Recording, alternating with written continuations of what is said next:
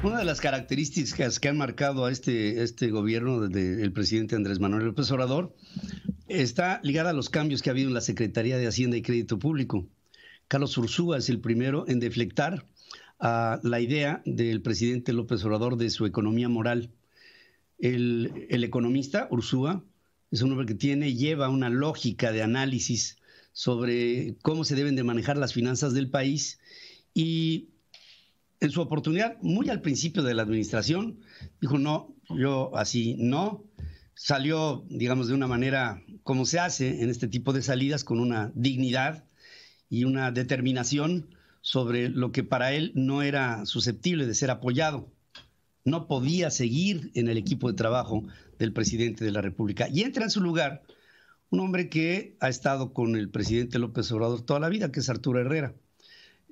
Fue el administrador y que llevó las finanzas del gobierno de la capital de la República Mexicana cuando López Obrador fue justamente el jefe de gobierno de la Ciudad de México. Pero hasta ahí iban las cosas y se pensaba que en el Banco de México no habría nada que trastocara la fundamental, importantísima y indispensable autonomía del Banco Central. La característica fundamental del Banco Central es que es un órgano autónomo, independiente, que determina la soberanía monetaria del país, que determina las políticas económicas para los ahorros. Ahí están las reservas de nuestro país, ahí están y se han venido acumulando desde la crisis del 94 hasta el día de hoy.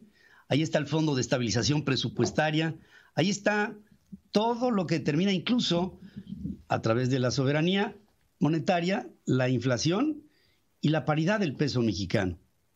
Y las determinaciones que se dan en el Banco de México tienen que ser absolutamente autónomas a las que se determinan en el Poder Ejecutivo. O sea, el presidente de la República no puede intervenir en las decisiones del Banco Central. El día de ayer el presidente propone a Arturo Herrera, secretario de Hacienda, como el próximo gobernador del Banco de México. Ya en semanas anteriores había dicho el presidente que Alejandro Díaz de León, el actual gobernador, no sería ratificado en ese cargo que al presidente le toca determinar. Y si bien se anuncia esta designación de Arturo Herrera como el próximo gobernador del Banco de México, tiene que haber, en términos legales, una terna que se disponga para que en el Senado se analice y entonces se le proponga al presidente de una terna el que salga el nuevo gobernador del Banco de México. Pero el anuncio, como se da, pareciera como si en lugar de esperar una terna ya estuviera designado, y así se los garantizo que va a ser, que Arturo Herrera será el próximo gobernador del Banco de México. Y entra en la posición de secretario de Hacienda Rogelio Ramírez de la O, una persona, un economista, un analista y consultor que en el pasado, cuando el presidente López Obrador pierde en las elecciones en contra de Felipe Calderón, se forma un gabinete sombra del gabinete del presidente en funciones y desde su presidencia legítima, Ramírez de la O era entonces el secretario de Hacienda. Pero después, pasado el tiempo, lo lógico es que Rogelio Ramírez de la O hubiera sido el próximo secretario de Hacienda, ya una vez el presidente en el poder. Pero esto no fue así. Entra Carlos Ursúa, después Arturo Herrera, y Rogelio Ramírez de la O no lo dijo abiertamente, pero al no haber sido parte de lo que repite del gabinete sombra para un gabinete en funciones, ahora regresa. Y bueno, nos tenemos que hacer varias preguntas. ¿Qué fue lo que el presidente le ofreció para que regrese?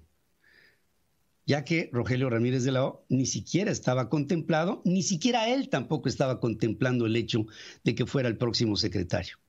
Se dan con esto 3 cambios en la Secretaría de Hacienda y se da también con ello un cambio fundamental en el Banco de México que pone o propone, ya será, porque será, no es que me esté adelantando la información, es que la lógica del mando del presidente ya hace sentir a todos los sectores que el próximo gobernador del Banco de México será un hombre de toda su confianza, Arturo Herrera. Ahora, si esto es así, hay que ver 2 sectores. cómo están, bajo qué perspectiva real, no la política, sino la real, están viendo en el sector privado de México y en los sectores internacionales la nueva posición que se designa para un gobernador del Banco de México que está totalmente pegado, que es parte, es un alter ego del presidente de la República. El sector privado en México dice que esto es bueno para el país, que da estabilidad. Tanto la Coparmex como el Consejo Coordinador Empresarial no ven con disgusto este nombramiento en Banco de México. Pero la realidad, lo verdadero, no va a tener un buen impacto en el terreno internacional. ¿Qué es lo que estarán pensando en este momento las calificadoras? Los grandes bancos que tienen en México sedes importantes de beneficio para todo lo que es su cadena de mando. Y sobre todo, ¿qué estarán pensando fondos como el Fondo Monetario Internacional, como el Banco Mundial, como el Banco Interamericano de Desarrollo, de esta ahora nueva noticia en la que el presidente toma otro enclave de poder?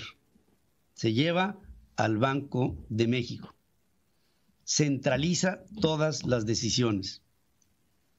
Dígase lo que se diga, esto no es bueno para la República.